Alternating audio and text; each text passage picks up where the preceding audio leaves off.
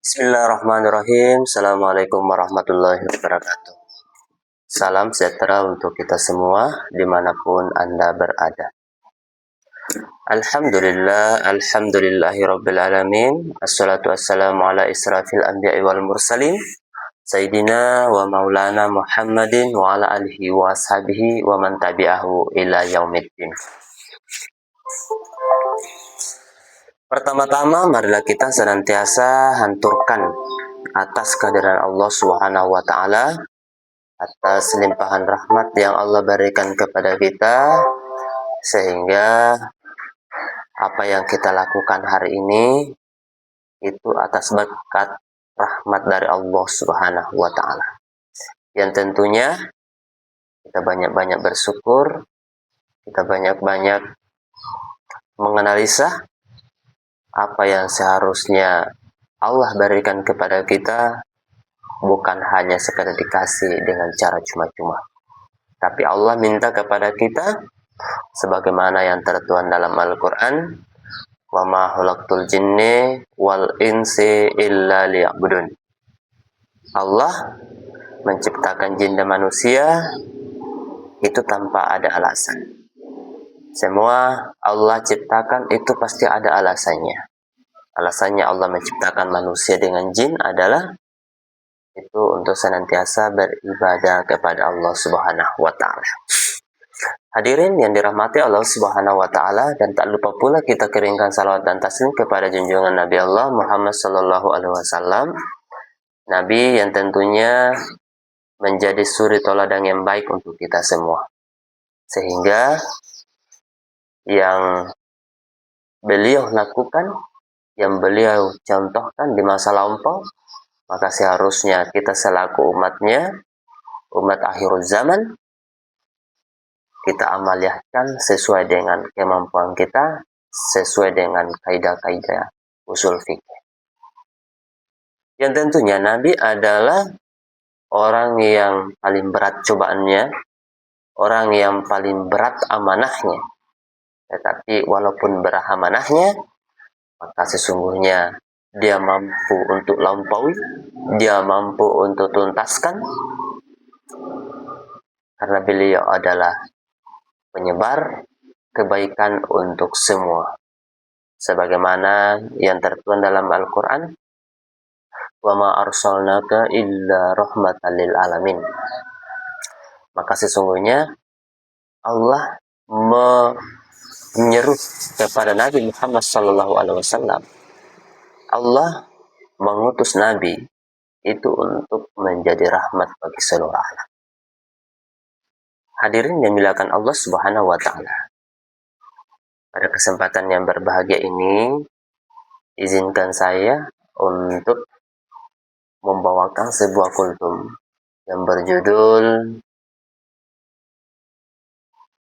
Salat sebagai cahaya kehidupan.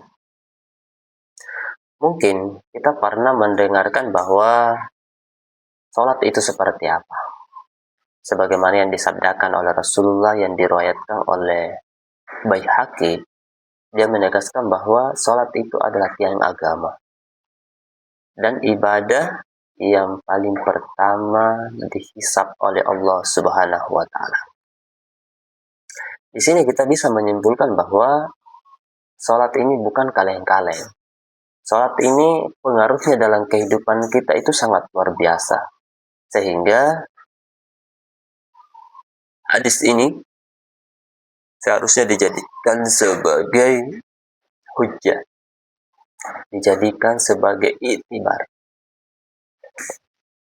Karena orang yang tidak melaksanakan sholat, maka apa bedanya kita dengan umat-umat yang lain? Karena salah satu pembeda antara orang mukmin, orang beriman, dan orang munafik itu tergantung daripada ritual yang dia lakukan dalam kehidupan sehari-hari.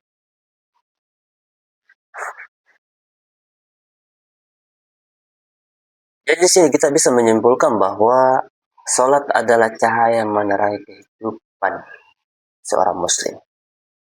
Dengan salat hati kita menjadi tentram, pikiran lebih jernih, dan jiwa lebih dekat dengan Allah Subhanahu wa Ta'ala. Dalam Quran Surah Al-Baqarah ayat 45, Allah berfirman dengan artinya, terjemahannya, jadikanlah sabar dan sholat sebagai penolong. Dan sesungguhnya sholat itu berat kecuali bagi orang-orang yang khusyuk. Jadi sholat yang ini betul-betul berat kecuali bagi orang-orang yang khusyuk. Orang-orang yang senantiasa melimpahkan kekhusyukannya kepada Allah Subhanahu wa Ta'ala, menjadikan kehidupan ini sebagai titipan dari Allah Subhanahu wa Ta'ala. Kalaulah titipan ini benar-benar kita pahami, benar-benar kita jalankan sesuai dengan tuntunan dari Allah Subhanahu wa Ta'ala melalui nabinya, maka yakin dan percaya kita tidak bakalan enggan untuk melaksanakan perintah Allah. Kita tidak merasa berat untuk melaksanakan perintah Allah Subhanahu wa Ta'ala. Oleh karena itu, mari kita perbaiki kualitas sholat kita. Jangan sekadar melaksanakan sebagai rutinitas, tetapi lakukan dengan penuh kekhusyukannya,